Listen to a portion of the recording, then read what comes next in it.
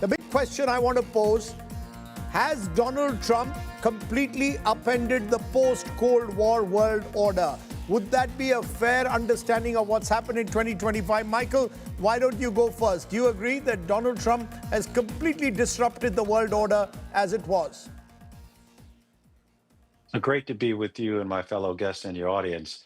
I think if you look at the national security strategy that was recently released, it certainly appears to change the standard bearer parts of U.S. national security strategies going back to 1947, right? So it doesn't label Russia as an adversary. That's the first time ever at a time when Russia has invaded a European country. It diminishes the role that Europe has played in U.S. security since the end of the of World War II, and then of course it prioritizes the Western Hemisphere, going back to a time similar to, say, the Monroe Doctrine of the early 1800s. So this is a sea change if it's instituted.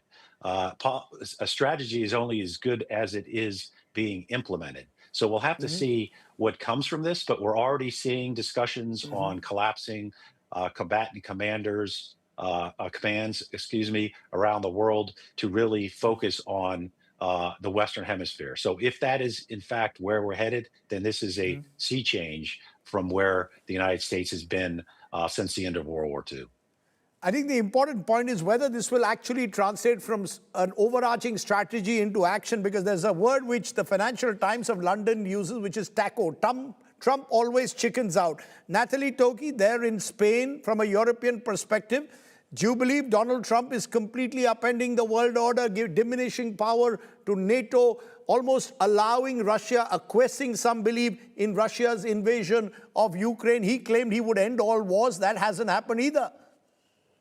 Well, in fact, I would say that prior to Donald Trump's return to office, we already knew that the world was becoming more multipolar. We already knew that multilateralism and traditional organizations were, in a sense, not necessarily on the decline, but certainly struggling. Where I think Trump has really made a difference, at least in terms of worldview, and as you rightly say, the question is whether then this is going to be implemented, is that he puts forward what I would define as a vision of imperial collusion. And what I mean by this is that he understands the United States in many respects as being an imperial nation, with ambitions that range from Greenland to Mexico to Canada to the Western Hemisphere more broadly. But he also understands that perhaps other powers may also have their imperial ambitions, whether this is Putin's Russia or whether this is Xi's China. So where I think the real difference, probably compared to the past, is that whereas we already knew that there was a more distributed asset of power, basically where the difference really lies is, as I said, in this vision of imperial collusion, which basically sees not just Europe, but other world regions on the colonial menu. That's an interesting word that you've used. You believe that there is some kind of a global imperial collusion is what you're calling. Do you agree with that, Adel Nazarian, that Donald Trump's vision is virtually creating a world divided almost among strongmen? Putin given his space in Europe in a way, Netanyahu in the Middle East, Xi gets his space in Asia, and therefore carving out the world into these little empires run by strongmen. Is that a sign of the times? So I happen to think that President Donald Trump, which was clearly laid out in his first term, is continuing his strategy of actually unpending the way things were business as usual. And I think that he's laid it out very clearly.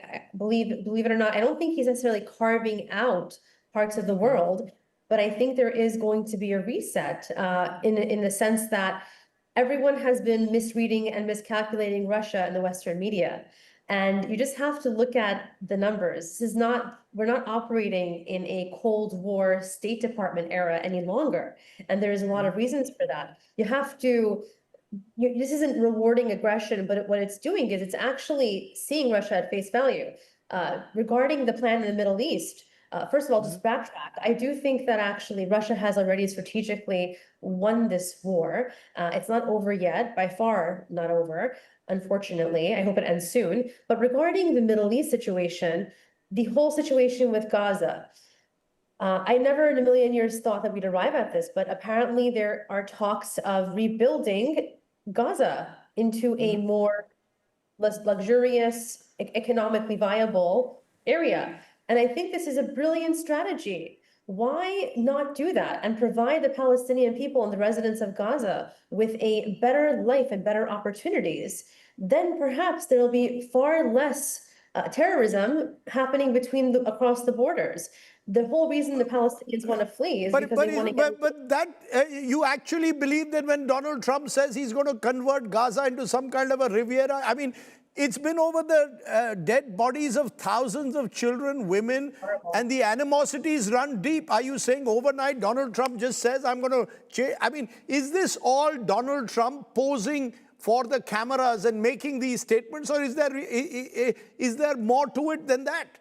So you cannot deny the devastating repercussions of war. It is horrifying, it is heart-wrenching, and my heart goes out to every single victim, Palestinian, Israeli, and other international people who are affected. But when you look at it from a strategic perspective and from a geopolitical point of view, right, if there is a true intention to modernize, to upgrade, to update, and to actually build a sound infrastructure in Gaza, where people can actually thrive instead of being tormented under the rule of Hamas, then I think that it is a true opportunity that we should look at seriously and consider supporting, so that people can have an opportunity like never before in an unprecedented way. Let me bring in Aina Tangen. Aina Tangen, do you believe that Donald Trump has completely upended the post-Cold War world order? Was it already upended? And Donald Trump is only writing the final obituary to it. The whole idea of Pax Americana, of the American empire, was already in a way coming to an end, and you have multilateralism already in place in different parts of the world. Well, I believe you're correct. I mean, Donald Trump is a symptom, but he's also an accelerant. And you can see that clearly. His policies are not really laid out by him. They were all put together by this Heritage Foundation and this 225 program. The problem is there is no end game to these. And what has happened is, while people have, bowed and scraped before Donald Trump, given him baubles and things like this, they're, within their hearts, they know that the United States is no longer reliable, that it is no longer a power that is interested in international institutions. The rule of law is simply whatever the United States says. So in many respects, for instance, in China, I think they were agnostic as to what would happen between Biden and Trump. Now they believe that Trump is really helping China. He's doing things that China would never even have thought about in terms of alienating neighbors and whole spheres and things like this. Donald Trump wants to play, that he's some sort of historical figure, dividing up the world a la Yalta after the Second World War, but he's actually more of a child in an old man's body. He doesn't seem to understand even the basics of international, just like he doesn't understand where anything is out there. I mean, there's so many flubs and inconsistencies that portrays his deep ignorance. It's going to be very hard next 3 years trying to do this. In terms of my previous colleague speaking, I would say that is somewhat diluted, probably a product of Washington, D.C. I was born there. I witnessed it. This idea that you're making, Gaza good for Palestinians. They have no intention of letting the Palestinians back in once they've created this, quote, playground, if it ever happens. And I find it offensive that saying, oh, well, from a strategic point of view, it's all for the greater good. The greater good is what has broken the Middle East and many other countries, what we've done in South America and Africa. That has always been for the greater good. And what has it resulted in? Horrible tragedies.